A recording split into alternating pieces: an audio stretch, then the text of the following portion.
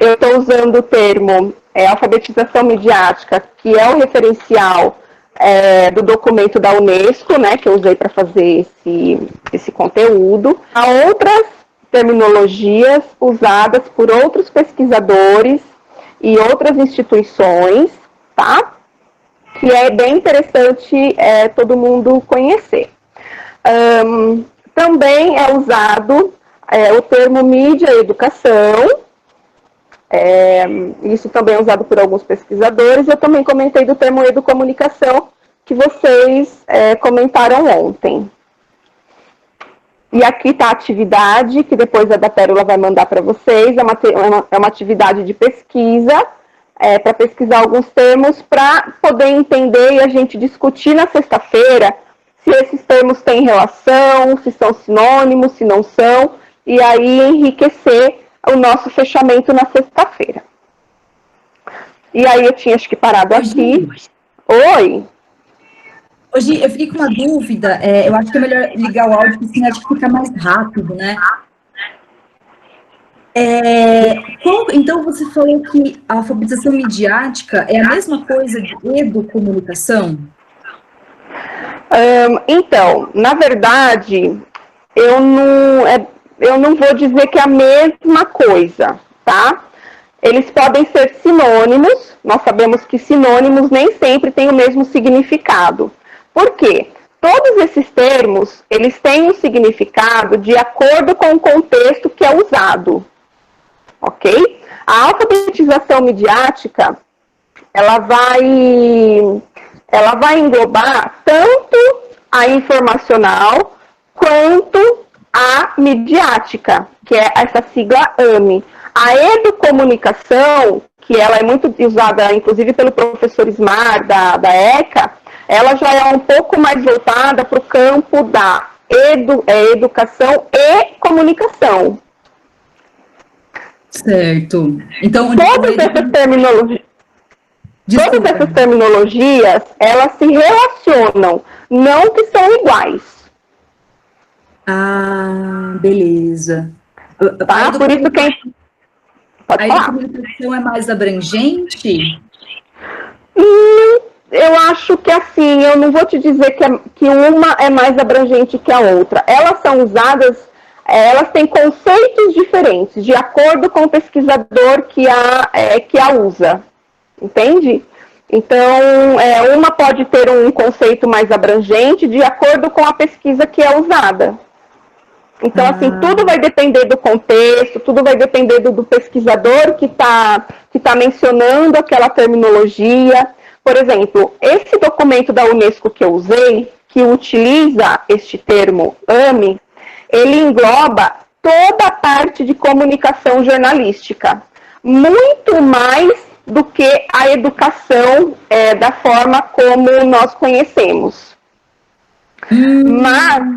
Mas é um documento para formação de professores. Por quê? Porque, neste caso, este termo ele é entendido que é importante a gente estar se alfabetizando midiaticamente, porque hoje não existe mais não existe mais essa diferenciação entre linguagem midiática ou linguagem escrita, meio que elas se correlacionam. Entende? Então, neste documento que eu usei, isso está disponível na internet. Acho que nas referências que eu mandei ontem tem, vocês podem pesquisar. Ele vai falar muito assim sobre a comunicação jornalística, fake news, a desinformação, como que eu escolho os critérios para uma notícia, por exemplo.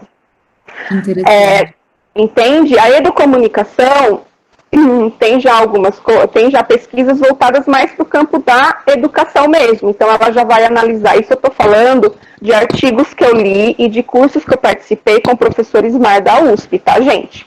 Não é uma verdade universal, ok? Como eu estou falando. Cada pesquisa, ela é contextualizada de acordo com os critérios do pesquisador. Então, eu participei de um curso com o professor Ismar, que ele vai usar a educomunicação para questionar a Base Nacional Comum. Como questionar?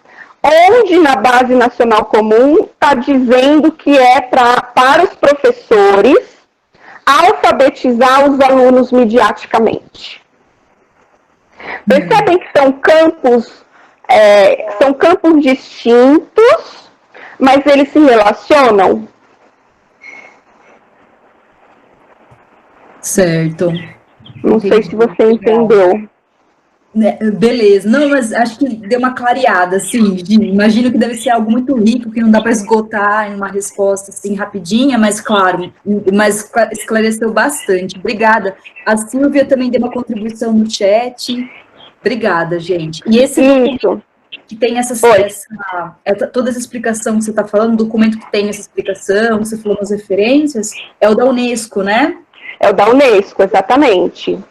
Ah, tá joia. Obrigada. A Silvia, imagina, vocês podem me parar se vocês tiverem dúvida, tá, gente? A Silvia está dizendo que a educomunicação trabalha com ecossistemas comunicativos e não necessariamente usa tecnologia, é isso mesmo.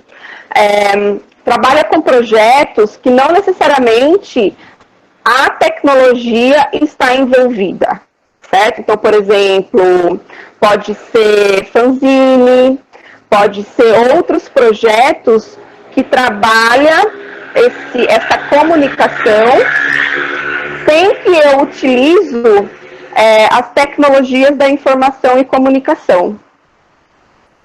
Então, percebam que são termos distintos, mas que um se relaciona entre o outro, tá? Por isso que aqui eu tomei o cuidado só de usar esse termo AME, porque é o termo de referência do documento da Unesco, que é abrangente, que ela vai abordar tanto as mídias, quanto os critérios de informação que a gente usa.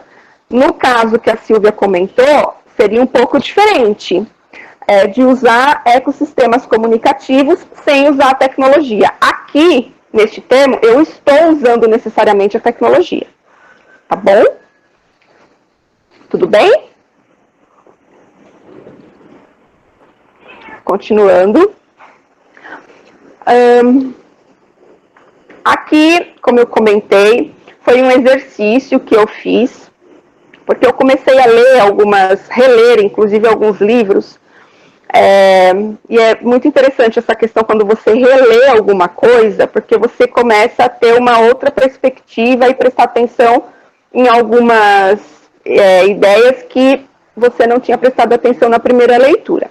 E foi isso que aconteceu aqui nesse slide.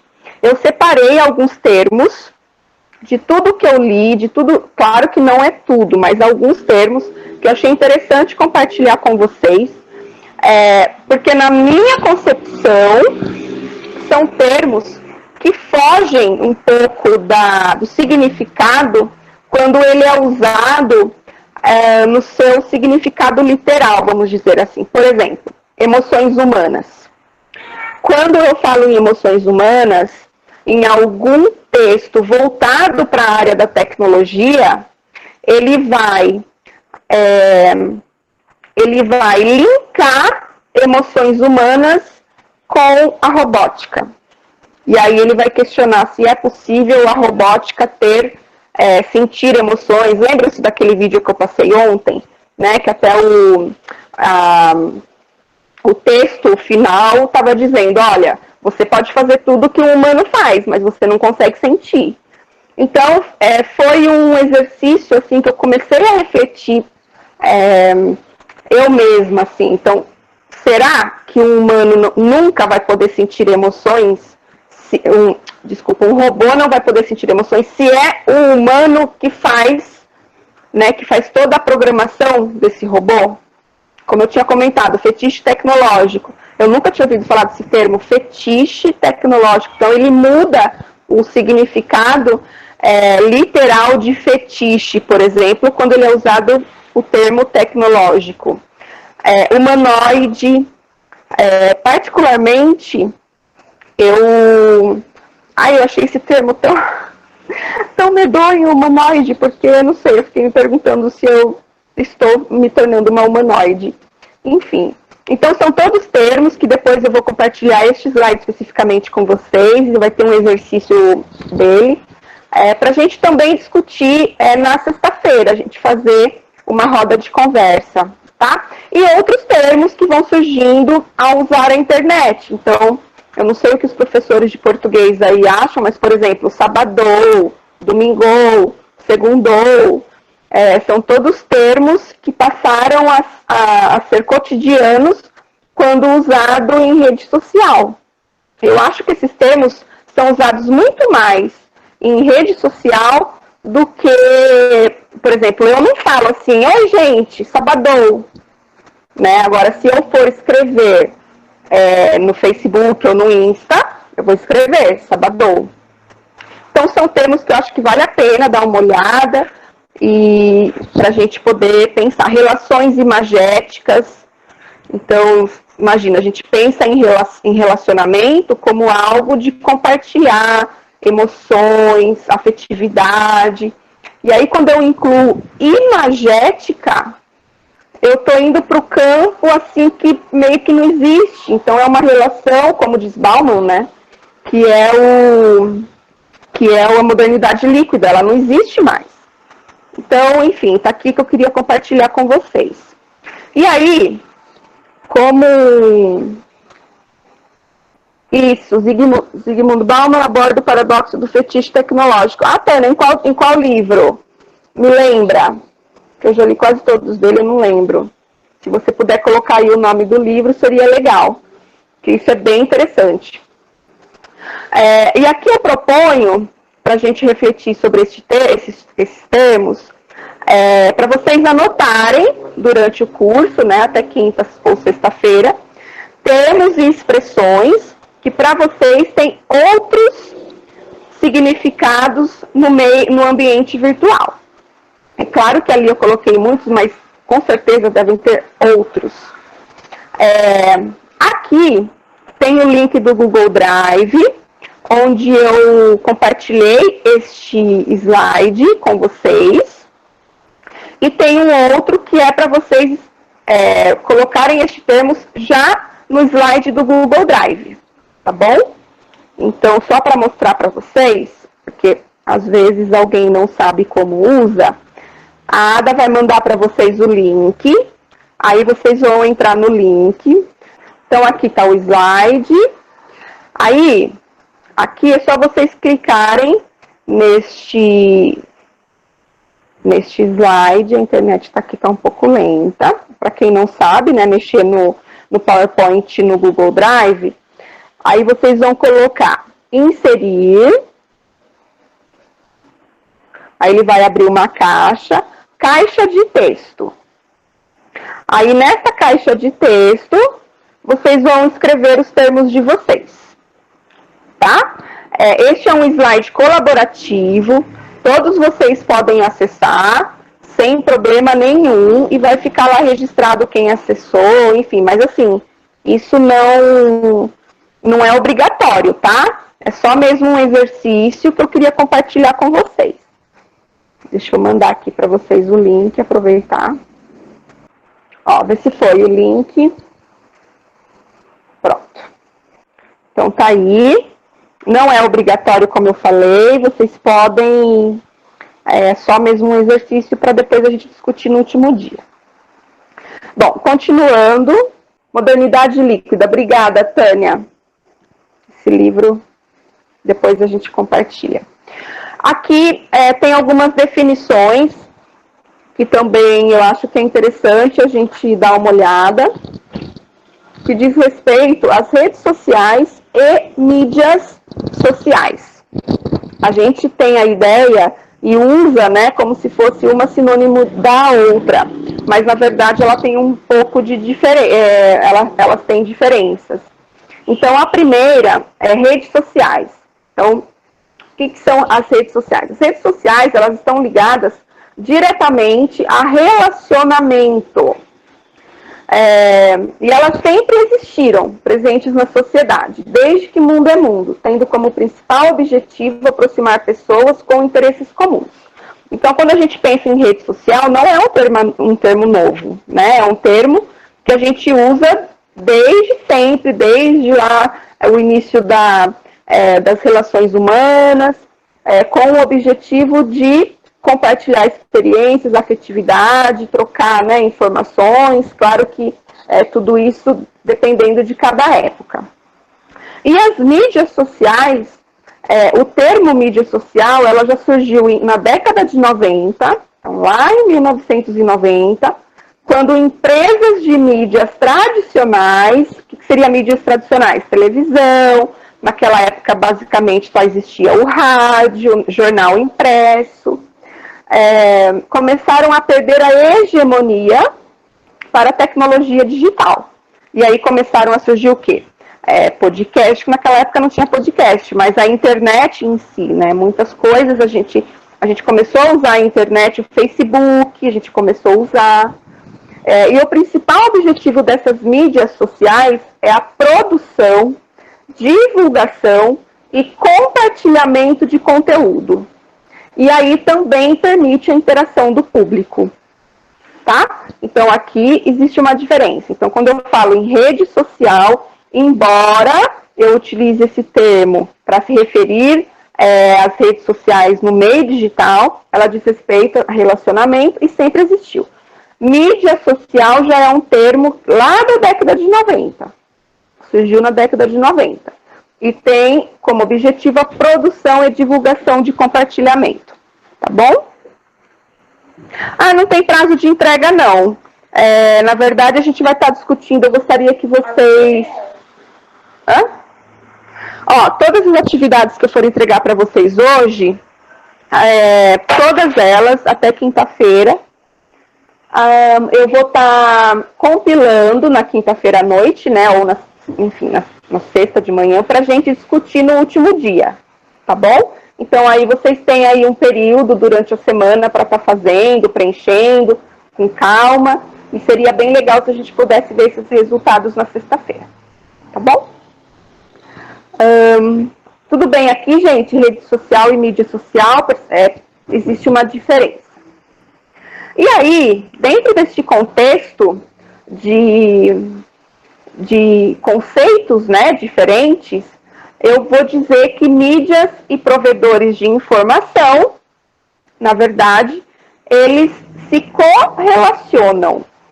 Então, quando eu falo em mídia social, por exemplo, mídia social, ela se relaciona com as redes sociais, porque hoje todo mundo produz conhecimento, todo mundo divulga conhecimento, todo mundo compartilha conhecimento.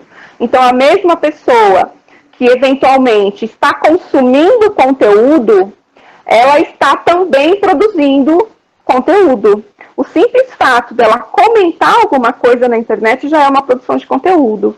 Então, elas se correlacionam. A Netflix, por exemplo, ela tem eu não sei se é uma plataforma dentro da Netflix que permite que a gente crie um grupo para assistir filmes juntos, por exemplo. Então, a gente está criando uma rede social. Então, por exemplo, se eu vou assistir um filme específico, eu vou chamar quem eventualmente gosta daquele estilo de, né, aquele tema, ou, enfim, aquele filme, é uma rede social. E aí eu vou assistir dentro da mídia social, tá? E aí, dentro desse universo, todos eles se correlacionam, ok? Aqui, já vamos entrar um pouquinho mais no conceito de alfabetização informacional e o que é o conceito de alfabetização midiática. A Maria Gabriela, eu não entendi muito bem a atividade. Tá bom. No final a gente esclarece porque vão haver outras, tá bom? Aqui, gente, eu separei um conceito que é de alfabetização informacional e depois a alfabetização midiática, de acordo com o referencial da Unesco. Qual é o referencial? o documento que eu usei foi currículo para formação de professores, tá bom? Então, tudo que está aqui, neste conteúdo, é proveniente da Unesco. E aqui existem duas escolas principais de pensamento. Então, uma delas é a alfabetização informacional, que diz respeito desde a definição e articulação de necessidades informacionais, a localização e acesso da informação, organização, uso ético. Então, assim, quando eu compartilho uma informação, ou quando eu detenho uma informação, eu estou usando de forma ética. Por exemplo, quando a gente preenche o e-mail, eu estou detendo a informação do seu e-mail. Eu não posso compartilhar, eu como a Pepe, por exemplo, eu não posso compartilhar esse e-mail com mais ninguém, né? Porque existe diretrizes éticas para isso. Comunicação da informação e uso e habilidades de TICs. TICs é um termo, uma terminologia que significa tecnologias da informação e comunicação, no processamento da informação, tá? Então, quando eu falo que eu vou alfabetizar a minha aluna e o meu aluno, alfabetização informacional, eu vou estar fazendo uma educação voltada a tudo que diz respeito à informação. Tudo que diz respeito à informação. E aqui, além do uso ético, vai entrar a desinformação, os critérios da notícia, que mais? Fake news, tá bom? E a outra é a alfabetização midiática, que são as mídias. E aqui já é um pouquinho mais abrangente. Compreensão do papel e das funções das mídias nas sociedades democráticas. Então, quando eu penso na função de uma mídia eletrônica, por exemplo, um jornal eletrônico, qual é a função dela hoje em uma sociedade democrática?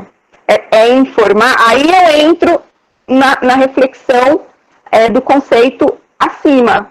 É só informar? Ou ela tem um papel muito mais abrangente do que apenas compartilhar uma informação? Depois, compreensão das condições sobre as quais as mídias devem cumprir suas funções. Então, assim, aqui abrange o conceito de que eu tenho que compreender sobre quais condições ou quais critérios essas mídias devem cumprir essas funções. Existem uso ético também da mídia, a gente vai ver isso um pouquinho mais para frente. Avaliação crítica do conteúdo midiático à luz das funções da mídia. Percebe que aqui eu vou avaliar criticamente o meu conteúdo, que é informacional, a partir do conceito de qual é a função da mídia. Percebem? Então, são coisas distintas, porém relacionadas. Avaliação crítica do conteúdo midiático à luz da Declaração Universal dos Direitos Humanos. Então, aqui também as mídias eletrônicas, elas devem, e a gente tem que questionar e refletir sobre isso, e avaliar criticamente se essas mídias estão cumprindo o seu papel de acordo com as diretrizes da Declaração Universal dos Direitos Humanos. Tá? E outras declarações internacionais também. Isso é importante a gente também conhecer. Compromisso junto às mídias para a autoexpressão e a participação democrática. Então, aqui a gente vai falar um pouquinho de liberdade de expressão. E, por último, a revisão das habilidades, e aí incluindo as tecnologias da informação e comunicação. Quando eu falo em revisão de habilidade, é assim. Por exemplo, quando eu pesquiso, eu quero pesquisar um conteúdo para fazer uma aula específica. Quais são os critérios que eu uso para pesquisar esse conteúdo? Quais são as minhas habilidades? Depois que eu pesquisei esse conteúdo, eu arquivo essas informações em algum lugar? Ou eu, vou pesquisando e aí o que eu faço com essa pesquisa depois? Eu sei, por exemplo, usar o PowerPoint em sala de aula. A gente sabe que hoje, né, tem muitos professores que desconhecem as tecnologias de ferramentas. Então, por exemplo, ligar o computador, usar o PowerPoint, pesquisar na internet. Então, isso são habilidades e elas também se conectam, tá bom? Aqui, a gente já começa, dentro deste conceito de mídias sociais e rede social, a gente já começa a entrar um pouquinho no processo contemporâneo de formação de opinião. Então, como que a alfabetização informacional e a alfabetização midiática contribui para o processo de formação. Aqui eu coloquei esse termo contemporâneo porque, na minha concepção, eu acredito que as tecnologias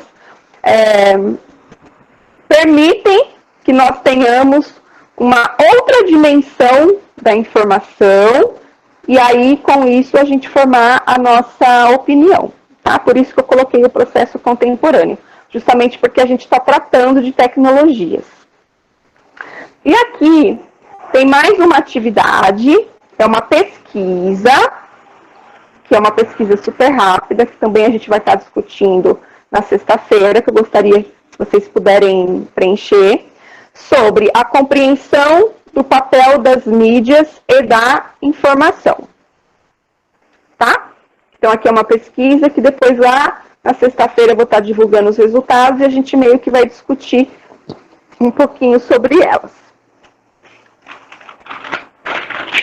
Aqui, gente, eu esqueci de falar, o processo contemporâneo de formação de opinião, a gente vai refletir para poder entender um pouco as representações falsas e a falta de representação nas mídias e nos textos de informação. Quando eu falo em representação, eu estou querendo dizer que eu preciso entender e usar estratégias para analisar os estereótipos que as mídias impõem. Então, por exemplo, quando eu tenho acesso a uma informação, eu consigo reconhecer os estereótipos que servem aos interesses desta mídia específica, ou eu consigo analisar criticamente que essa mídia está usando essa informação para servir a grupos específicos. Então, tudo isso a gente vai estar discutindo, refletindo um pouco mais, tá? Aqui a gente vai entrar um pouco nas linguagens em mídia e informação. Essa linguagem, aqui depois eu vou compartilhar com vocês um livro que chama Tendências em Comunicação Digital. É um livro que está disponível na internet para baixar, domínio público, e depois eu compartilho com vocês o arquivo, eu tenho aqui, mas se vocês já quiserem pesquisar, este livro ele foi organizado pela Elizabeth Saad e Stephanie Silveira e publicado pela ECA. É um livro muito rico em informação, é um livro que ele vai falar bastante de comunicação digital, tá? Então, se vocês puderem ler, é bem interessante. E aí, oi? Qual é o nome do livro? Tendências em Comunicação Digital. Obrigada. Imagina. Depois eu compartilho no grupo o link para poder baixar, mas ele está disponível na internet, tá? É um livro bem interessante que acho que é legal ler. Aqui nas linguagens de mídia, eu separei mais 3 reflexões, que aí eu também gostaria que nós pensássemos juntos, e aí eu vou abrir 5 minutinhos para a gente estar entendendo como é que funciona. A primeira delas é assim: como os produtores de um texto de mídia utilizam diferentes técnicas ou maneiras de representar diferentes tipos de informação a ser comunicada. Então, assim, eu consigo entender como que aquele produtor do texto, ele utiliza uma técnica específica, ou ele representa alguma outra, eu não gosto do termo ideologia, mas alguma outra ideologia por trás para poder escrever aquele texto. E aí eu entro na questão da gente conhecer o autor. Lembra que quando, assim, acho que os professores de português, não sei, talvez entendam um pouco mais, mas quando a gente dá uma literatura, né, para um aluno, uma aluna, a gente mostra um pouco isso, que é importante a gente entender um pouco o autor, o contexto que ele escreveu aquele livro, não é? Então, recentemente, por exemplo, um exemplo do livro nossa, esqueci o nome dele. Ai, nossa, gente, me fugiu aqui. Monteiro Lobato. Então, recentemente, Monteiro Lobato, a esposa dele, reconheceu que realmente o autor, naquela época, nos livros dele, tinham bastante, né, os livros possuíam bastante termos racistas, preconceituosos, e, se eu não me engano, ela reescreveu muitas histórias. Então, isso é importante a gente entender, conhecer o produtor daquela mídia, conhecer qual é o contexto que ele está escrevendo aquilo, e a partir daí a gente questionar a sua produção. Alguém quer falar? Eu gostaria. Posso fazer uma contribuição? Deve. Não é pergunta, é só um complemento. Sim. É o contexto de produção, o lugar onde foi produzido, a intencionalidade comunicativa e o público-alvo dirigido, né? Quando você, qual público-alvo você quer escrever? Qual é a intenção da comunicação? Então, é todo um processo que envolve muitas habilidades aí, e eu costumo dizer para os alunos que vão fazer o vestibular, presta atenção, nome do autor, quando foi, que ano que foi publicado, onde, tenta lembrar a história, o contexto histórico, social, político, da produção dessa obra, e você consegue entender. Quem falou? Eu não consigo ver. Tânia. Oi, Tânia. Perfeito, é isso mesmo. Aí eu gostaria de complementar a sua contribuição e compartilhar com vocês uma experiência bem interessante. Tem uma amiga minha, ela fez faculdade comigo, né, há 20 anos atrás. E ela adquiriu uma doença degenerativa, que agora ela perdeu a visão. E aí, um certo dia, ela me mandou uma mensagem dizendo assim: ai, Gi, eu gostaria muito de acompanhar suas postagens no Facebook, mas você escreve, sabe, abreviado? Tipo, você, PQ, aí eu coloco aquelas carinhas, né? E ela me alertou, ela falou assim: Gi, eu não consigo acompanhar, porque o meu programa, né, de leitura para deficiente visual não faz essa leitura. Então, isso assim, isso me chamou bastante atenção, né? Porque eu fiquei pensando, eu falei, nossa, dentro de um universo da minha rede social, eu nunca parei para pensar que dentro da minha rede social eu precisaria pensar nesse sentido. Então, tudo isso entra também na questão de que a professora contribuiu, né, que é a que público eu estou dirigindo a minha produção. A outra pergunta é: quais são as principais características ou a gramática de uma mídia em particular? Mais para frente a gente vai entrar bastante nesse quesito, que é da linguagem neutra.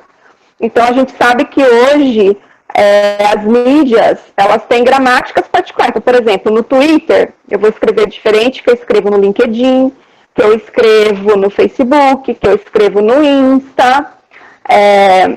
E aí, quando a gente muda essa gramática, eventualmente, a gente também está mudando a tensionalidade, talvez. Porque, por exemplo, o Twitter, ele é uma rede social voltada para quê? Basicamente, hoje, o Twitter, ele está com uma função social que é a questão de levantar hashtags. Então, eu levanto a hashtag, eu vou lá no Twitter, por exemplo, eu quero levantar formação de professora, hashtag formação de professor, hashtag APEP. Eu vou lá no Twitter, peço para todo mundo ir no Twitter e levantar essa linguagem, hashtag APEP, né? Então, cada mídia tem a sua gramática particular. Então, particularmente, assim, quando eu trato de alfabetização midiática em sala de aula, eu trabalho muitos textos com os alunos nesse sentido. Então, por exemplo, eu já tive um projeto bem legal, que eu pedi para os alunos criarem um perfil no LinkedIn, né, e no Facebook, e aí escrever textos diferentes. Tipo, o mesmo texto, só que em plataformas diferentes. E eles tiveram bastante dificuldades, né, nesse sentido. Por quê? Porque o LinkedIn, ele tem um público-alvo diferente, que são profissionais, eu vou lá mostrar o meu trabalho, diferente do Facebook. E a última, como a escolha das mídias influencia o tipo de informação que recebemos. E como isso molda a mensagem transmitida pela mídia, que é um pouquinho do que eu falei acima. E aqui eu separei um post, esse post está disponível no banco de imagens Google, que é isso que eu disse, né? Que cada mídia tem sua linguagem própria, que transmite um significado de uma maneira particular. E aí existem elementos técnicos ou simbólicos, códigos e convenções de cada mídia, que foi aquilo que eu falei. No Twitter, qual é o código e convenção do Twitter? Levantar a hashtag, tem um número limitado de caracteres, então às vezes eu quero escrever alguma coisa, eu tenho que limitar o número de caracteres. Tudo isso são códigos e convenções que eu tenho que entender como é que funciona, tá? E aí, se eu for pensar nos estudantes, eu tenho uma pergunta. Então, como as linguagens midiáticas são entendidas por esses alunos e alunas? Eu conheço o meu aluno nesse ponto, então, quando eu tenho o meu aluno, a minha aluna na minha rede social, como que ele vê um texto meu? Ele consegue entender a gramática, a linguagem que eu utilizei, para que fim, mesmo que ele tenha uma opinião contrária? E aí, quais são os códigos e convenções que os meus alunos e alunas utilizam nas mídias? Eu conheço? Porque às vezes eu crio algum projeto ou eu incluo os estudantes na minha rede social com o intuito de aproximar, né? De fazer uma aproximação entre aluno e professor. Mas aí, a maneira como eu escrevo é tão técnica, é tão nível assim de professor que meu aluno não vai entender. E aí ele vai se sentir não fazendo parte dessa rede social e acaba não contribuindo para o debate. Então eu acho que também é interessante a gente pensar neste quesito. Rubens, deixa eu ver aqui o que você está dizendo, peraí. Quem, o que, onde, como, quando e por quê, a notícia. Isso, a gente vai estar vendo isso daqui a pouco. Aqui eu separei a pirâmide de Graham. Ela é informal, mas eu acho que é bem interessante para a gente, porque ela separa exatamente os níveis de debates, né? O método Graham é um guia informal para ajudar a ter debates mais eficazes na internet. Quem desenvolveu foi o Paul Graham, que é um ensaísta, cientista da computação, e ele também é investidor, tá? Essa pirâmide, ela é a hierarquia da discordância. Então, a gente vai estar vendo aqui. Então, aqui embaixo é o nível mais... é o ataque puro do comentário na internet. Então, de acordo com este autor, o ataque puro é tipo assim: você é um porco fedido, né?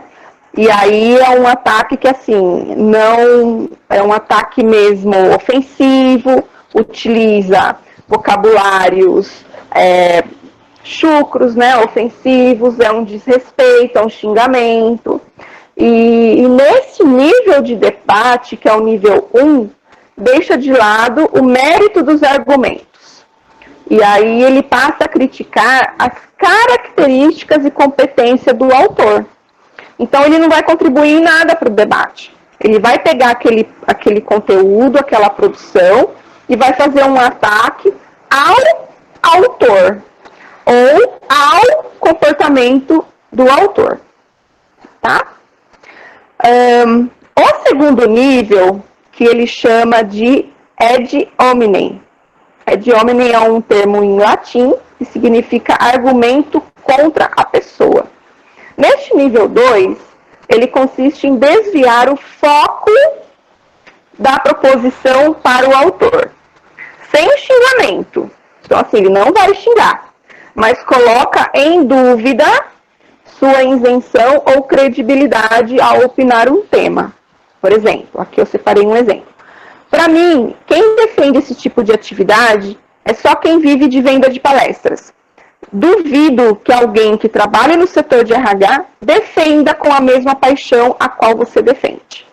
Então, veja, aqui ele não está fazendo um ataque, né, assim, um xingamento, um desrespeito, mas ele está desviando o foco do debate. Então, aqui ele vai usar outros verbos, né, outros termos, outras palavras para desviar o foco do debate. E isso a gente tem que entender para não cair em armadilhas.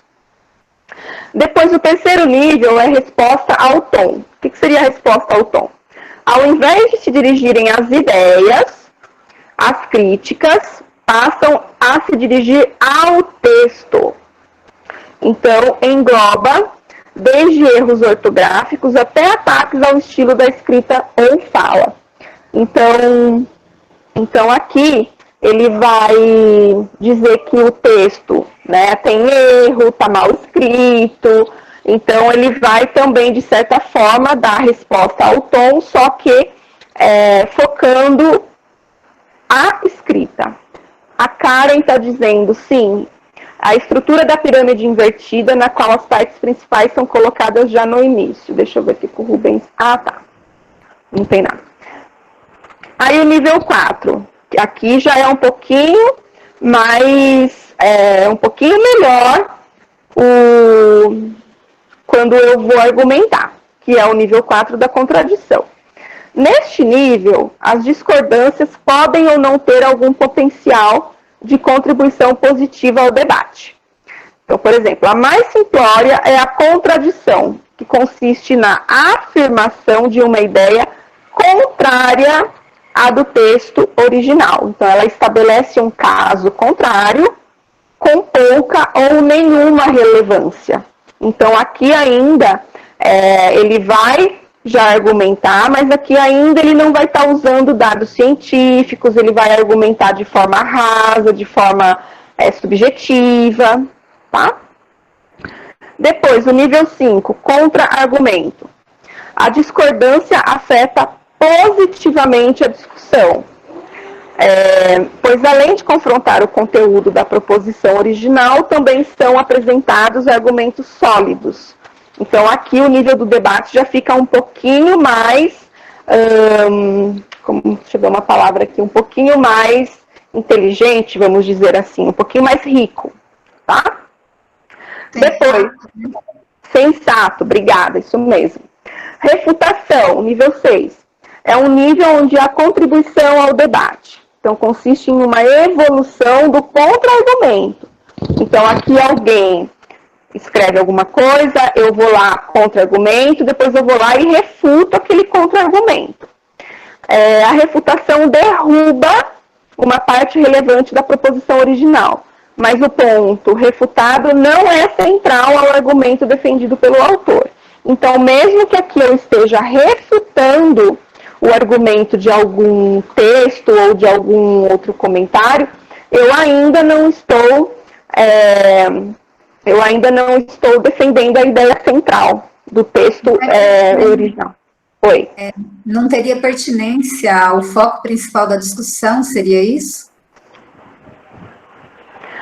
Na verdade, por exemplo, quando a gente pensa em refutação e a gente pensa em rede social, a gente percebe que os argumentos e os comentários começam a fugir totalmente do tema, né? Então, mesmo que eu faça uma refutação de algum comentário anterior usando algum dado científico ou alguma informação sólida, eu estou refutando aquele comentário anterior e não o texto que me gerou aquele comentário. É como se ele estivesse tangenciando, né? Ele está falando de um assunto, mas não está chegando no que interessa, né? Isso, exatamente. Alguém mais quer contribuir? Tá. E aí, no topo da pirâmide, eu tenho a refutação ao ponto central. Então, o ponto central é no texto mesmo originário.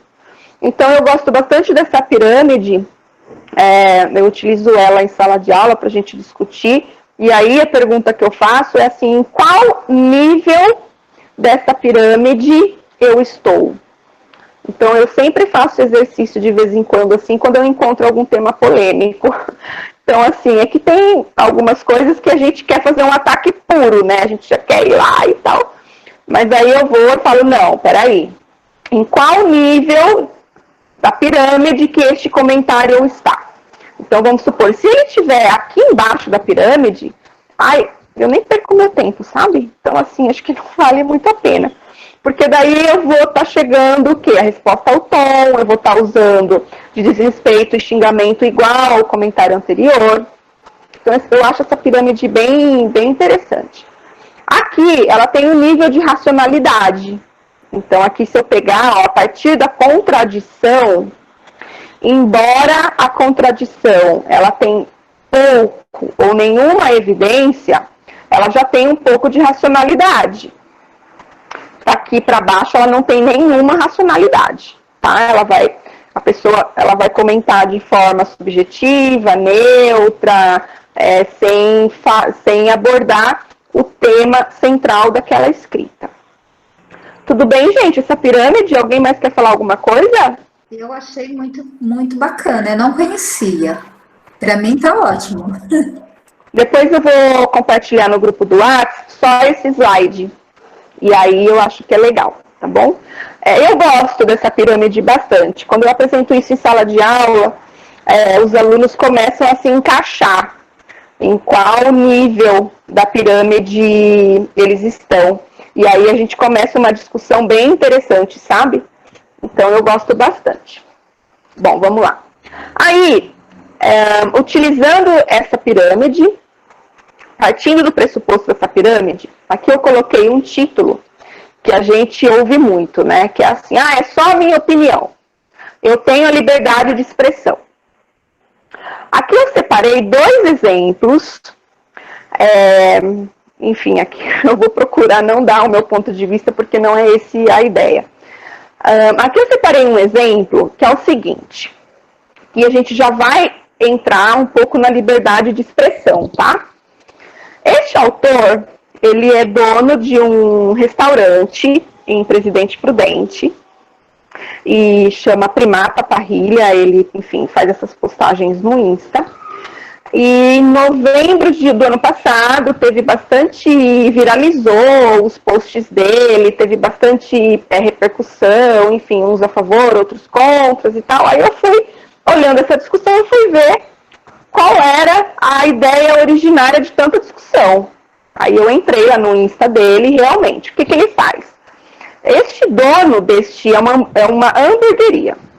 Este dono da hamburgueria, ele tem essas plaquinhas lá no local, e aí ele costuma escrever nessas lousas com o objetivo de fazer brincadeira, segundo ele, tá?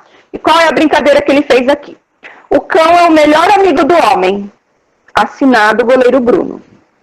Então, segundo o autor, isso aqui foi uma brincadeira, e ele se intitula como politicamente incorreto.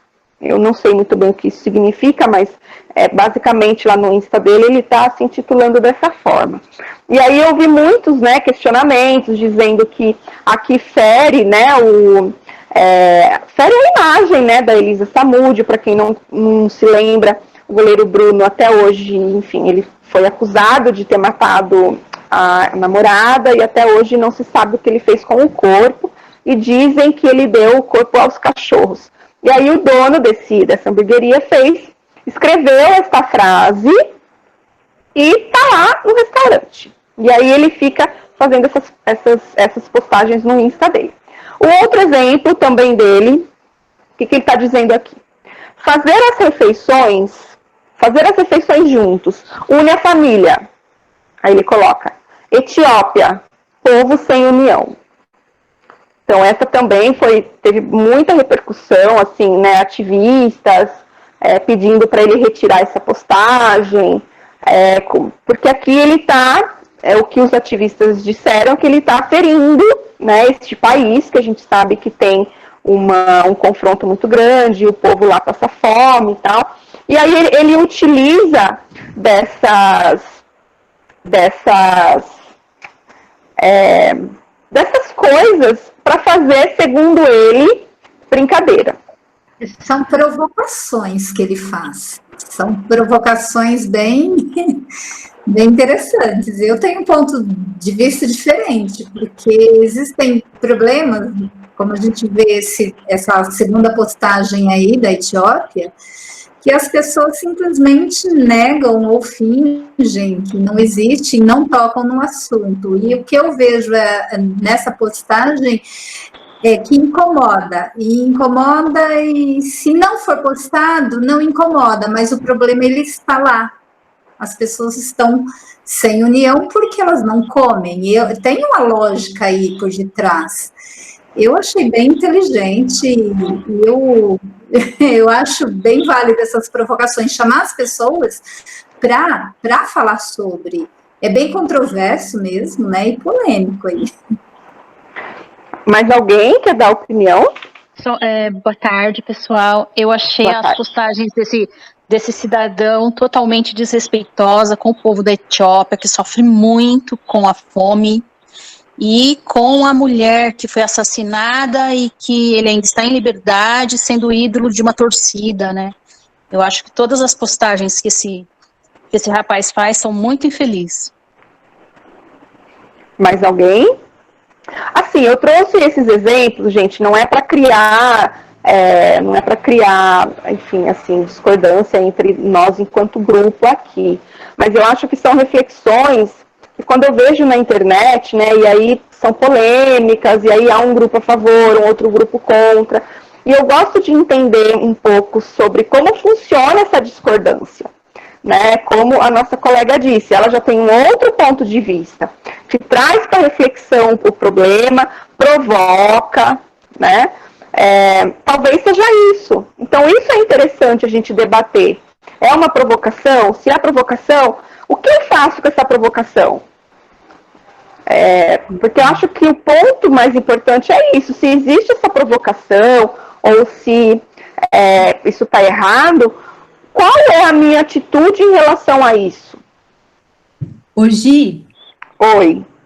Deixa eu só entender um pouquinho para fazer uma pergunta. Eu não tenho Instagram, então talvez por isso seja a minha dificuldade de entender o contexto e a mídia que esse rapaz utiliza, não sei se é rapaz, né, que esse rapaz utiliza. Uhum.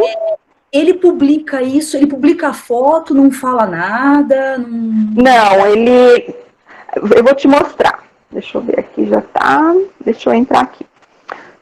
O Instagram é uma rede social basicamente de fotos, tá? É basicamente de fotos, né? Fotos. Então, escrever, né? Mas como que Então, na verdade, o que ele escreve é enfatizando essas postagens. Quer ver? Vamos olhar aqui, ver se tem. Nossa, obrigada. Você está entrando no seu... Que bonitinha para mostrar. Obrigada. Vamos ver, imagina. Eu acho que é importante. Porque eu acho que tem tudo a ver também, né? A gente está falando de comunicação, de mídia, né? De alfabetização pela mídia. Não, a gente tem que entender, porque a gente está falando de linguagem, né? E como eu já falei, cada mídia tem a sua linguagem específica. O Instagram, ele permite a gente escrever também, tanto o Facebook e tal. Mas é um texto, ele vem acompanhado da imagem, né? Deixa eu colocar aqui. Posso fazer um comentário quando você vai abrindo? Lógico. Achei interessante a gente pensar em como a gente constrói contranarrativas, inclusive imagéticas. Por exemplo, essa postagem da Etiópia, se você colocasse em cidade de Addis Ababa, que é a capital da Etiópia, você vai ver uma cidade pujante, rica, né?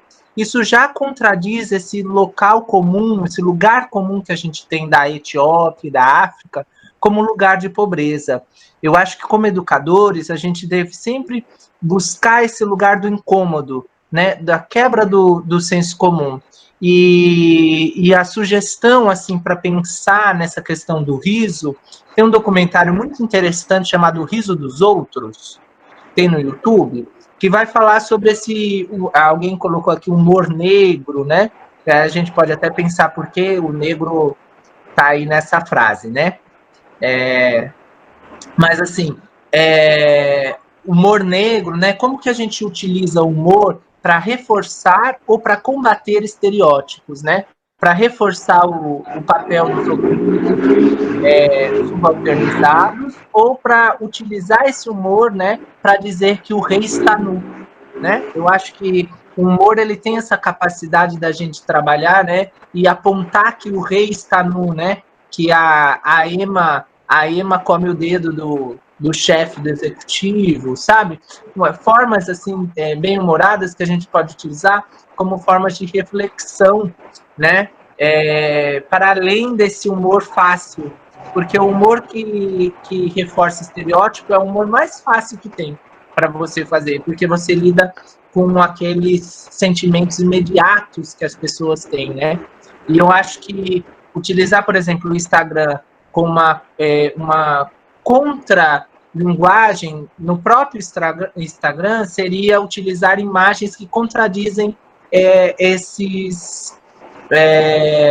essas afirmações dessa pessoa aí. Mais do que você tentar falar assim, olha que absurdo, eu acho que se você entrar nesse discurso, você entra num discurso de ódio. Mas se você contrapor com uma imagem que contraponha o que ele está dizendo, vai ser uma forma inteligente de você mostrar assim, olha, você deve ter outras perspectivas para além dessa sua aí, dessa tábua de cortar carne aí.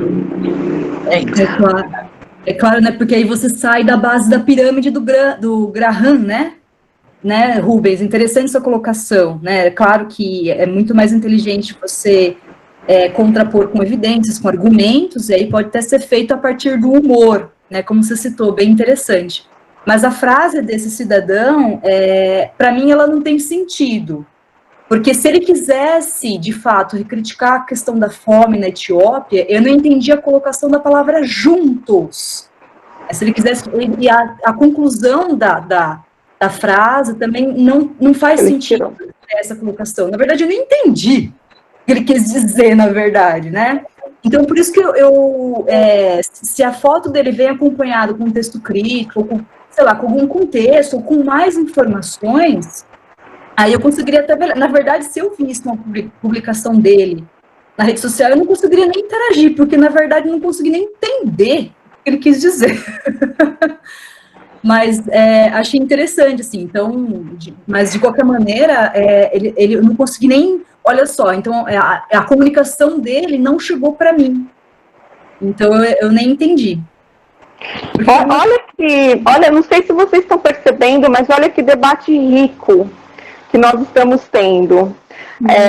A partir desse post que ele está fazendo essa provocação ou outra coisa sobre a Etiópia, a gente já entrou, inclusive, na questão social, né, daquela região, daquele país. Aí dá para a gente, se for o caso, pedir para os alunos pesquisarem como que é aquela região. Percebem como a coisa vai muito mais além? Então, é uma coisa muito rica. E é como você... Eu achei muito interessante. Eu, como professora, assim, eu nunca compro uma coisa logo que eu vejo, mas por que ele fez isso? Aí a última pessoa que falou, eu não recordo o nome, assim, será que ele quer dar o ponto de vista dele, ou ele quer jogar para a sociedade, provocar mesmo a construção de sentido de acordo com os valores, o contexto, o conhecimento da pessoa, do receptor, né? Eu encaro dessa forma, então eu não entraria na vibe assim de condená-lo, de julgá-lo, mas pensar como eu recebo e que ótica, que construção, que sentido que eu construo a partir daquilo. Eu já fui num sentido, no segundo, da Etiópia, no sentido da desigualdade, da hipocrisia, do não falemos disso, então tá tudo certo. No primeiro do Bruno, da falta de justiça, de investigação, por ele ser uma pessoa, né, uma personalidade aí, a impunidade, o feminicídio, e ele faz, sim, é pesado, né, é chocante, e a linha, o perfil dele é chocar, na minha leitura, mas a leitura, ela é livre. Como que eu vejo aquilo? Como é que eu recebo? Que sentido que eu construo? Aí essa construção de sentido está relacionado às minhas crenças, à minha cultura, a meu grau de informatividade a respeito daquele assunto principal. Então tem uma série de fatores aí no entendimento de uma linguagem, de uma mensagem. Como que eu recebo? E às vezes o recorte que eu faço, será que é isso mesmo? E aí, o que ele quis dizer, só ele mesmo para responder. Mas a minha percepção de leitura é que ele quer provocar, incomodar, fazer as pessoas pensarem em coisas feias, em assuntos bem pesados. Eu acho que ele excluiu essas postagens, porque no Instagram dele não tem mais nada, só tem mesmo fotos de hambúrguer e tal. Depois eu passo o link, aí vocês, quem tiver Instagram, se quiser entrar, mas ele excluiu muito, excluiu que não tem mais nada. Eu vi aqui na internet, aqui uma reportagem na época, né, que está no site UOL. Então, o que está dizendo a reportagem? Em uma pequena lousa no estabelecimento, o primata Parrilha exibiu e depois postou nas redes sociais dizeres como: filho a gente não cria para nós, cria para jogar no mundo. Alexandre Nardoni. Olha aí, tem mais uma frase ainda. O cão é o melhor amigo do homem, goleiro Bruno. E a frase da Etiópia. Os recados expostos repercutiram negativamente e desde o dia 29 de novembro a hashtag Primata Não foi um dos assuntos mais comentados no Twitter. Pode ser por isso que ele excluiu as postagens. Então, desde então, existe aí esse movimento, né, que entende que isso é ofensivo por várias questões. Por exemplo, no caso do goleiro Bruno tem a questão do feminicídio, né? E aí começam esse movimento de cancelamento, que é você levantar uma hashtag para que as pessoas, esse movimento, para que as pessoas não vão lá na hamburgueria, não acessem a página. E aí o que mais está dizendo? Internautas marcaram o serviço de entregas por aplicativo iFood, cobrando o posicionamento da empresa e a exclusão do restaurante na plataforma. Pode ser por isso que também ele apagou as postagens. Vocês percebem a dimensão que é uma única postagem, mesmo que ele tenha tido essa intenção de só provocar, ou enfim, de fazer uma brincadeira, né, um humor diferenciado, olha o movimento que causou. E aí, quando as pessoas começam a marcar o iFood, dizendo que nem do iFood mais eles vão comprar, eles vão adquirir serviços do iFood por conta de um único estabelecimento. Então, olha aqui, ó, aqui está um retweet, uma repostagem desse cara, ó, ele marcou o iFood, dizendo o seguinte: esse restaurante vende pela plataforma de vocês com anúncios como esses. Vocês vão permitir o lucro em cima de hashtag feminicídio, hashtag xenofobia e hashtag assassinato? Queremos uma posição, hashtag primata não. E a partir daí, criou todo essa polêmica, esse movimento. Aqui tem outros, eu compartilhei o link com vocês aí no chat, depois vocês deem uma olhada. Mas, a verdade é exatamente isso, né? Quando eu faço uma postagem, como que a mensagem vai chegar até o receptor, a esse público, a essa audiência? Aqui realmente ele cancelou, ó. Eu acho que fizeram, não tem mais nada. Alguém mais quer comentar esse assunto para a gente fechar? Gi, você começou falando que ele se dizia que ele não é impoliticamente correto, algo assim, né? Ele se intitula como politicamente incorreto. É o que na época, porque na época, só para vocês entenderem, eu deveria, até uma observação isso, né? Eu deveria ter tentado realmente o que ele escreveu.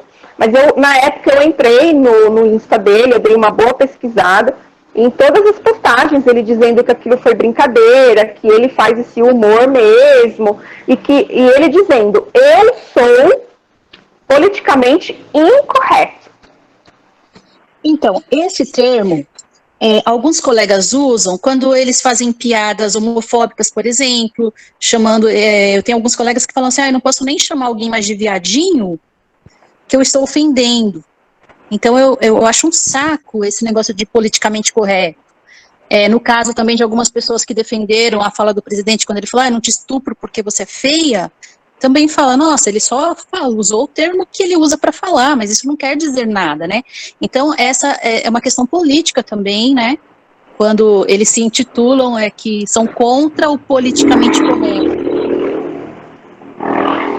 Isso. Tá vendo que são várias questões que quando a gente leva uma postagem, é claro que aqui eu trouxe uma postagem, dependendo da sala de aula, né, da nossa turma, muito provavelmente isso não seria possível, né? A gente também tem que ter essa criticidade em escolher esses conteúdos para a sala de aula.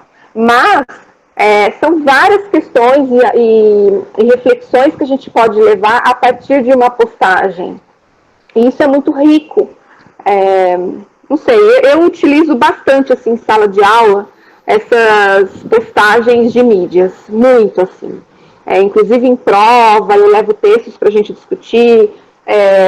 Na escola onde eu dei aula, ela tem internet, né, e tem computador, enfim, a gente tem uma sala de multimídia bem legal. E eu sempre levo os meus alunos, por exemplo, do ensino médio, eu fiz um projeto com eles, deles desenvolverem um currículo no LinkedIn. Então, aí eu trabalhei toda a questão da escrita, dos termos corretos, da revisão. Tinha alunos que não conseguiam abrir o Word. Tinha alunos que não conheciam a revisão ortográfica do Word. Né? Então, a partir daí você vai trabalhando assim, uma questão tão abrangente e diferenciada, não sei, pelo menos é o meu ponto de vista, assim, enquanto educadora. Eu acho que é isso. Não sei se alguém quer falar alguma coisa realmente para fechar. Eu queria comentar só essa frase do politicamente correto, porque existe um marketing por trás desse politicamente incorreto, né? Existem grandes best-sellers da área de ciências humanas, do jornalismo, que utilizam, inclusive, esse termo, guia politicamente incorreto de tal coisa, guia politicamente correto, e a gente, como professor, às vezes recebe muitos presentes, né? E eu recebi vários presentes desse guia politicamente correto da história da América Latina, e eu faço sempre esse exercício de ler antes de criticar. E aí você vai percebendo que esses guias politicamente incorretos, né, eles têm por trás um reacionarismo muito grande, eles têm por trás um revisionismo mal feito, um revisionismo antiético, né, que utiliza trechos de trabalhos acadêmicos sérios, tira de contexto, né, que é o que a gente vê aí nas fake news sendo muito utilizado, né, notícias que são verdadeiras, mas retiradas de contexto e que dão outro sentido, né? Agora, na vacina, a gente vê isso claramente, né? Com as polêmicas sobre a vacina. Então, acho que a gente tem que tomar um certo cuidado, sim, porque a gente, como educador, tem que ter critérios, né? Para elaborar as nossas reflexões e tem que construir com os educandos essa criticidade a partir de tudo que lê, inclusive do livro didático, né? Inclusive dos nossos próprios textos, né? Quais são os embasamentos que estão ali por trás daquilo? Porque essa lógica da neutralidade, a gente sabe que sempre tem por trás, né, interesses. Inclusive, o próprio, pela reportagem da TV Cultura, o próprio gerente desse caso que a gente está contando, né, do primata parrilha, disse que toda piada tem um alvo. Portanto, ele sabia a quem ele estava atingindo quando ele fez as piadas, né? Por isso que é tão importante fazer aquela reflexão do riso dos outros, né? Como é fácil a gente atacar quem já está por baixo, né? Ou como diz o senso comum, chutar cachorro morto, né? Agora eu quero ver você desnudar o rei, né? Aí é mais complicado, né? Muito legal. Vocês compartilharam o link desse riso dos outros? Acho que é interessante se alguém puder compartilhar já o link. Aí a gente já deixa na nossa biblioteca. Deixa eu ver aqui a contribuição do Rubens. Ele está dizendo que ele responderia. E aqui a gente já entra na liberdade de expressão, pluralidade das mídias e diversidade, que eu acho que ele tem muito a ver com tudo isso que a gente está dizendo aqui, né? Como o nosso colega aqui, ele comentou que toda postagem tem um alvo. E quando é forte essa frase, né? Que toda postagem tem um alvo. Então, o que isso quer dizer? Tipo, então eu posso dizer qualquer coisa para atingir aquele alvo forte, né? E aí, de acordo com o documento da Unesco de formação de professores, aqui antes eu tenho uma tirinha que está dizendo assim: as pessoas parecem esquecer que tem outros tentando viver no mesmo planeta que elas. Eu achei essa tirinha bem pertinente aqui para esse slide, porque é mais ou menos isso, né? A gente vê tanta coisa na rede social, tanto comentário que você fala, gente do céu, a pessoa vive num outro planeta que acha que é só dela. E aí, o que o documento da Unesco, Formação de Professores, vai dizer o que é liberdade de expressão? Vou ler para vocês. Então, é a liberdade de expressar e compartilhar visões e opiniões sem medo de ameaças ou ações punitivas. Então, aqui está dizendo, eu posso compartilhar qualquer coisa e eu não preciso ter medo disso, assim, de compartilhar o que eu penso. O direito à liberdade de expressão protege não apenas a liberdade de dizer o que se pensa, mas também qualquer ato de pesquisar, receber, transmitir informações ou ideias, independentemente do meio utilizado. Restrições à liberdade de expressão são apenas permitidas quando se mostram necessárias para a proteção de liberdade de pessoas. Então, quando eu faço uma postagem, quando eu vou dizer alguma coisa que fere a liberdade de outras pessoas.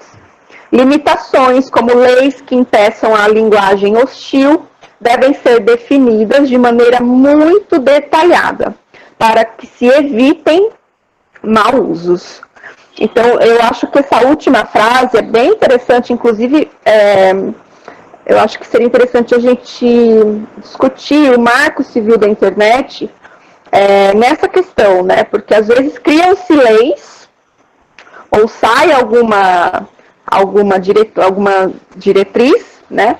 Que impede a linguagem hostil, mas que por trás ela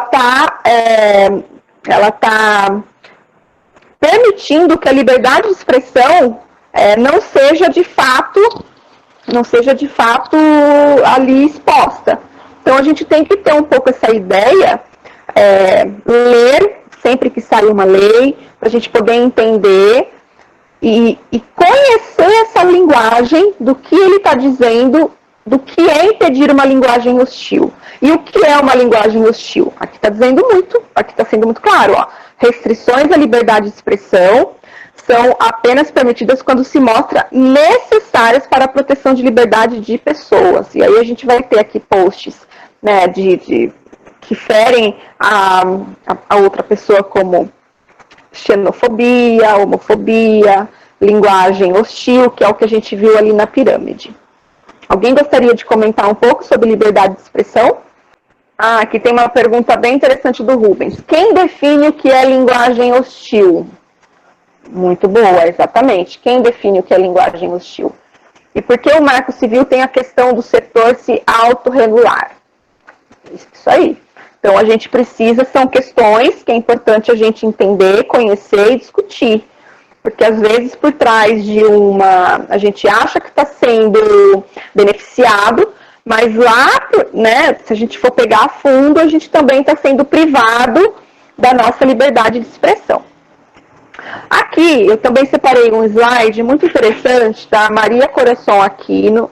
Ela também foi mencionada no documento da Unesco, e ela foi conhecida mundialmente como Cory Aquino. Ela foi presidente das Filipinas, de 86 a 92. E o que ela vai dizer aqui de liberdade de expressão? Então, ela foi a presidente das Filipinas. E ela liderou um movimento que transformou o governo autoritário de seu país em uma democracia. O que ela vai dizer aqui? O que é liberdade de expressão? O conceito de liberdade de expressão está tão intimamente entrelaçado com a democracia que um líder deve abordar qualquer tentativa de imposição, até mesmo as mais legalmente possíveis, com muita cautela. Existem grandes riscos, não apenas para sua reputação como líder democrático, mas para sua virtude e seu compromisso com a democracia. A tentação totalitária é muito forte e sempre há pessoas interessadas em ampliar o significado de democracia para incluir um vasto número de práticas despóticas. Então, é bem interessante aqui essa citação dela, né? Essa citação também está no documento da Unesco, é referência, e ela está dizendo, né, que é uma grande... existem grandes riscos, e cadê aqui? Existem grandes riscos, não apenas para sua reputação como líder, mas para sua virtude e seu compromisso. A tentação totalitária é muito grande. E aí entra na pergunta do Rubens. Quem define o que é linguagem hostil? Porque a tentação totalitária, né, de um presidente de um país é muito grande em definir, por exemplo, se alguém faz alguma sátira contra ele definir aquilo como linguagem hostil e privar de ser uma liberdade de expressão. Então, é mais ou menos isso que ela quer dizer, tá? Aqui tem um material de... Aqui tem um material de estudo, vários artigos para vocês lerem, alguns estão em inglês, acho que aqui a maioria está em inglês. E uma leitura complementar da Unesco também, que fala sobre liberdade de expressão. Aqui, se eu não me engano, está em português. Não lembro, mas os outros estão em inglês. Compreensão do papel das mídias e da informação na democracia. Aqui eu separei 3 funções do papel das mídias e da informação. E aí, depois, para a gente finalizar hoje, eu gostaria que vocês me dissessem se vocês concordam ou não. Vocês não precisam concordar, tá? O que eu vou dizer aqui, de acordo com o documento da Unesco? Que as mídias, ela funciona como um canal de comunicação, ela promove a cidadania, e uma sociedade plural, que promove o conhecimento. O que vocês acham? Vocês concordam totalmente com isso ou não? Eu coloquei. Oi? Não, eu só ia colocar, eu coloquei que eu acho que sim, que né, deveriam ser esses papéis, mas nem sempre é. Eu não acho que, se a gente for pensar em todas as mídias aí que a gente conhece, que todas têm essa questão de promover a cidadania e a sociedade plural. Acho que nem todas cumprem o seu papel nesse sentido. Não sei se eu fui clara. Mas e por que elas... E você tem uma ideia do porquê que elas não cumprem esse papel? Vários motivos, né? Mas não sei responder agora, assim, de pronto. Tenho que elaborar. Eu já tenho uma ideia do porquê que os meios acabam promovendo não o conhecimento, mas sim o conflito de informação, né? Porque os meios digitais, vamos pegar pelos meios digitais, eles são abertos, né? Eles são como se fossem plataformas abertas. Então, qualquer um coloca o que quiser lá, né? Então, nem sempre o que é colocado é o real. E o conhecimento, ele só parte de uma coisa que ela é, o restante não é conhecimento, é desinformação, fake news, enfim, todas essas outras coisas, né? A questão dos meios como TV e essas outras coisas, eu que sou da comunicação, sei que, na verdade, eles não promovem a cidadania, porque existe uma diferença entre interesse público e interesse do público. A TV, hoje em dia, há uns anos já, ela faz interesse do público e não interesse público. Vamos supor, é de interesse público sabermos que, estou dando um exemplo, tá, gente? É de interesse público sabermos que existem X vacinas contra a Covid. É do interesse do público saber toda a picuinha que tem por dentro. Só que ele não é interesse público, né? Um exemplo, eu não quero saber, por exemplo, se o presidente, se o governador, se o outro governador está saindo comer um pastel e um caldo de cana. Eu não quero saber isso. Porque isso não é interesse público, isso é interesse do público. É o povo que quer saber algumas coisas, mas não que necessariamente é o interesse real da coisa, né? Quando a gente estuda em comunicação, principalmente no jornalismo, a gente vê essa diferença do interesse público, do interesse do público, e também a gente tem uma matéria, uma disciplina que chama Teoria da Opinião Pública, que ela serve totalmente para manipulação. Eu não lembro quem que falou ontem sobre uma pesquisa que foi aplicada, foi o Rubens, eu não lembro. Se eu não me engano, foi nesse curso, que eu estou fazendo 3, gente, me desculpem se não foi nesse curso, mas a gente estava falando sobre uma pesquisa que ela foi aplicada antes e ela foi aplicada depois, e ela teve uma grande diferença, né, de respostas. E nessas disciplinas a gente aprende que realmente o que a gente veicula, a pessoa ela vai tomar para si como verdade, mesmo que não seja. Né? Então, uma informação, ela pode ser conhecimento? Se ela pode, uma informação pode ser conhecimento, mas uma informação real, porque a informação ela vem de fatos e não de coisas que eu criei, por exemplo, né? Alguém mais? E eu só ia falar da outra que o pessoal estava falando, do caso do Parrilha, né? Uhum. Eu acredito assim, a gente é responsável pelo que a gente fala, não pelo que os outros entendem, fato, tá? No entanto, quando a gente fala, a gente tem que ponderar. No caso do cidadão, se é que dá para chamar assim, eu acho que é uma deturpação muito grande a hora que você coloca uma informação dessa, na verdade uma piadinha, entre aspas, com um cunho que é desrespeitoso, né? É totalmente desrespeitoso. É como eu falei aqui para cima, o pessoal do stand-up ganha rios de dinheiro com piadas que elas são infames, com deficiente, com peso, com gênero, homofóbicas e por aí vai, e a galera paga. Esse que é o pior, o povo paga para ver esse tipo de coisa. Então, só desse Parrilha, eu acredito que não seja o intuito a reflexão, não, porque se o intuito dele fosse a reflexão, ele não retiraria as coisas do ar.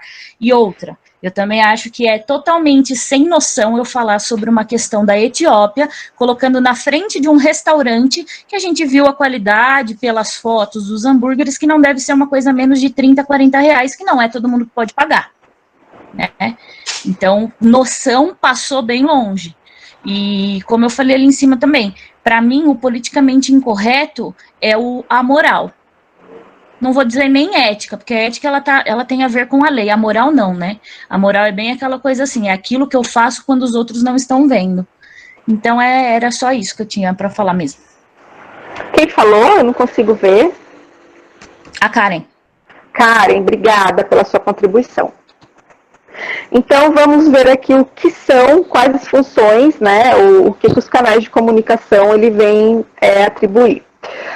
Atuam como canais de informação e de conhecimento pelos quais os cidadãos comunicam-se uns com os outros e tomam decisões bem informadas. Olha isso, tomam decisões bem informadas. Então, uma das funções da mídia, canais de comunicação das mídias, é promover, é atuar como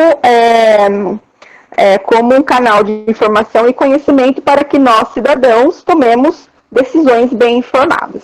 E promovem discussões informadas entre diversos atores sociais. Então, aqui, acho que entra um pouco também a pirâmide de Graham, né? Então, de fato, esses canais de comunicação promovem essas discussões informadas ou não. Depois, promovem a cidadania e uma sociedade plural. Vai dizer, supervisionam as ações do governo, promovendo a transparência da vida pública, que eu acho que é um pouco o que a Karen disse, né? Que é o que é do público e para o público, né? O que é de interesse público e o que é de interesse do público. Então, essas mídias, elas denunciam a corrupção, a má informação pública e as ações corporativas nocivas. São facilitadoras essenciais dos processos democráticos e atuam para garantir eleições livres e justas. E funcionam como um ator social que age em defesa própria, respeitando os valores pluralistas. Então, aqui é uma das funções para promover uma sociedade plural. E o que vai dizer para ela promover o conhecimento? São os meios pelos quais a sociedade aprende a respeito de si mesma e constrói um sentido de comunidade.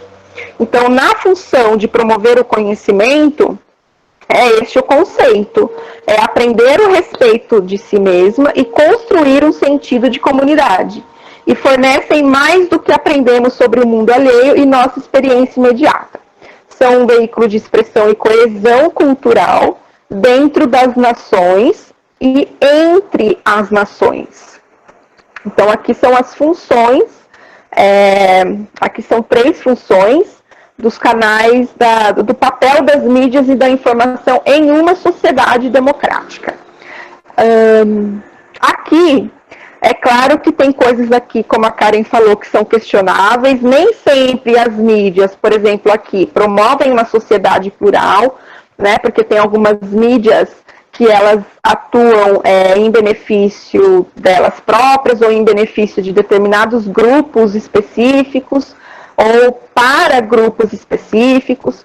Então, a gente também tem que ter essa criticidade para conhecer quais mídias promovem uma sociedade plural, se de fato promovem uma sociedade plural, como elas querem dizer. Um exemplo, talvez seja um exemplo bobo, mas eu gostaria de compartilhar com vocês, por exemplo, uma notícia na Folha de São Paulo. Então, tem lá uma notícia super interessante na Folha de São Paulo. Quando você vai clicar, é só para quem é sócio, né? Você tem que pagar a notícia. Então, assim, a mídia, é claro que eles precisam, né? Tem toda aí uma questão que, óbvio que eles precisam se manter, enfim, essa é uma outra questão. Mas, a partir do momento que uma notícia eu tenho que pagar para poder informar, eu estou promovendo uma sociedade plural e democrática? De fato? ou não? Então, isso são questões interessantes, assim, que eu acho que valeria a reflexão. E aqui está uma indicação de leitura do pluralismo da mídia e redução na Europa, conclui o pluralismo da mídia se reduz na Europa, conclui o monitor da União Europeia. Então, esse artigo, ele vai dizer as consequências que é a gente ter uma mídia não pluralista. Aqui ele está focando na Europa, mas aqui tem várias nuances que a gente pode comparar com o Brasil, por exemplo. Tá? Então, aqui tem um artigo. E avaliação crítica das informações e suas fontes. Deixa eu ver que faltam 5 minutos. E aqui já entra a questão da gente avaliar a notícia, que foi o que vocês colocaram no chat. Como que eu devo avaliar essas informações? Então, aquilo que eu estou lendo, ela foi feita para entreter, informar e educar concomitantemente? Serve como um canal e um portal de informação? Ela promove o acesso a todos os tipos de informação ou tem restrições? Depois, outra avaliação crítica. Aquela mídia específica ou as mídias, incrementam processos de ensino e aprendizagem? Eu posso usar aquela informação, aquele conteúdo dentro da minha sala de aula, por exemplo? Servem como uma memória coletiva para a sociedade? Olha isso. Vocês acham que as mídias hoje servem de memória coletiva para a sociedade? E aí no próximo slide eu vou mostrar o que seria essa memória coletiva. Promove valores universais e direitos civis como liberdade de expressão e de informação. E elas preservam o patrimônio cultural. E aqui eu faço uma provocação que é assim, haja vista a nossa cinemateca, né, que está aí, a Deus dará. Na verdade, eu deixei de acompanhar nos últimos 2 meses, mas estava muito crítico, né, e eu não ouvia as mídias falarem a respeito. Então, eu acho que isso também é para a gente se pensar. Aqui ainda tem mais um slide que fala sobre a notícia. Aqui também tem um questionário para vocês responderem, super rápido, cuja pergunta é: quais os critérios que você usa para escolher uma notícia? Então, a gente também vai debater isso na sexta-feira, tá?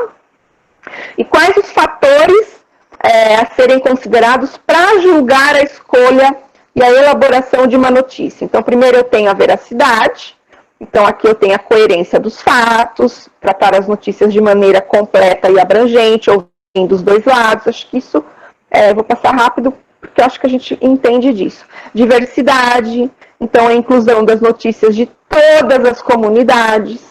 Será que essas mídias, as notícias, incluem informações de todas as comunidades? Ou promovem apenas um grupo específico? Dedicação ao interesse público? Informar em vez de manipular, que é aquilo que a Karen falou. E o 3, deve-se também prestar atenção ao posicionamento dos artigos aos títulos.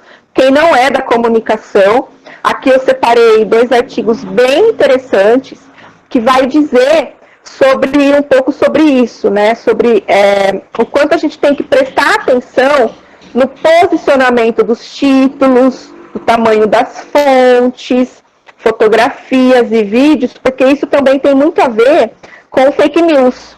Então, aquelas chamadas, né, em vermelho e grande, pega agora e tal. E aqui eu separei 2 artigos, um da Unicamp e o outro desse site, que é bem legal, que fala sobre o enquadramento da notícia e a sua influência na opinião pública. Então, o quanto um título de uma notícia, dependendo do seu enquadramento, tamanho, cor, a foto, enfim, todas ali as linguagens que aquela notícia possui, ela influencia a opinião pública, tá? E aqui tem 3 perguntas, a da Pérola vai mandar no WhatsApp. Aqui eu gostaria que vocês me respondessem, não precisa ser hoje, mas até amanhã, e depois eu vou compilar isso também. Então, as perguntas vai no chat. E aqui eu separei um exemplo que é também bem interessante. A gente já está acabando, tá? Só vou terminar um slide. É bem interessante. Também no Instagram. Gente, eu não sigo essas pessoas não, tá? É que eu fico, às vezes, procrastinando no Instagram, e aí aparece lá no meu feed todas essas coisas aí inúteis. E aí eu vou olhar e dar um bom material, assim, pra gente discutir. Enfim. Então aqui, essa imagem foi postada no Instagram e saiu na revista Caras. Então aqui tem, né, na época o Neymar, com a Bruna Marquezine e a Aline Moraes. E aí, a Aline Moraes postou essa imagem no Instagram dela dizendo o seguinte: aglomeração fake, TBT, montagem do dia que me tornei a muleta de Neymar, sem ser questionada para o devido fim. Tudo é hashtag tudo é dinheiro, hashtag tudo é política. Observação, apagaram meu marido, ponto, 2018. O que isso quer dizer? Aí eu fui atrás, né? Fui olhar as postagens anteriores. A imagem original é essa aqui, ó. A imagem original é só a Bruna e é só o Neymar. No entanto, a revista Caras fez uma montagem assim, totalmente elaborada, com a Aline Moraes e com esse cara que agora não vou lembrar o nome dele, e montou esse grupo aqui. Então, olha como isso... É claro que aqui eu peguei um exemplo de entretenimento, mas quantas vezes isso não acontece na política ou em outros assuntos que a gente nem percebe e que a partir disso influencia a nossa opinião, tá? Então aqui foi um exemplo, enfim, assim, simples, mas eu acho que quer dizer muita coisa. Responderemos em qual local? Eu vou mandar o meu e-mail e aí vocês enviam para o meu e-mail, tá bom? E para finalizar, eu deixo aqui a questão da memória coletiva. Fala para sua avó. A memória coletiva sempre é... Esse aqui é o último slide, tá? Memória coletiva sempre é a curto prazo. Aqui eu tenho essa charge, né, essa imagem. Esse aqui é um menino... Esqueci o nome dele, mas é um menino sírio, já há alguns anos atrás, né, ele foi encontrado morto na praia, e quantos deles, depois dessa imagem, aconteceu a mesma coisa? Por isso que aqui tem essa frase, a memória coletiva sempre é a curto prazo. E aqui também eu deixo mais algumas perguntas, eu vou colocar... vou fornecer para vocês esse PDF para a gente refletir. Como o nosso tempo já estourou, amanhã eu volto nesse último slide para a gente refletir. Alguém quer finalizar junto comigo, dizer tchau? Ô, Gi, não, é só para lembrar a minha pergunta que eu tinha feito no meio da aula, que era sobre aquela atividade do... Então vamos lá. Peraí. Então, essa atividade é só mesmo uma contribuição. É um exercício que eu quero que vocês promovam para compartilhar. Por quê? Esse slide que eu... Vou colocar aqui. Esse slide que eu fiz, como eu falei, foi um exercício que eu fiz em termos de reflexão. Então, conforme eu fui lendo estes termos, eu fui achando bastante, assim, coerente e eu quis escrever para eu poder ter uma reflexão profunda. Por quê? Porque na minha concepção, no meu entendimento, fazendo o conteúdo deste curso, todos estes termos aqui meio que fogem um pouco do significado literal quando o assunto é tecnologia. Então, por exemplo, quando eu falo em coexistência no meio tecnológico, aqui o que significa? Significa que eu não, por exemplo, a minha vida na rede social e a minha vida física, eu, Gisele, né, assim, não existe mais essa distinção. entre o que é mídia e o que é físico, ou, por exemplo, assim, o que eu mostro na rede social é realmente o que eu sou, elas coexistem. Então, são todos termos que me levaram a reflexão muito profundas e que eu achei pertinente compartilhar com vocês. Então, por exemplo, que legal. Então, por exemplo, mundos virtuais. Então, quando eu falo mundos virtuais, gente, é muito complexo. O que são mundos virtuais? Né? Então, assim, e a partir de todos esses termos, e aí eu refletindo e lendo, eu cheguei à conclusão de que, assim, a tecnologia ou vai transformar a gente em um robô, né? Ou eu não sei o que vai acontecer. Então, é mais ou menos isso. E aí, o que eu gostaria que vocês fizessem? Preenchessem esse slide, conforme a gente vai escrevendo ou discutindo aqui no curso, ou até o que você lembrar, e você colocar outros termos aqui no slide, que para você legal. tem outros significados.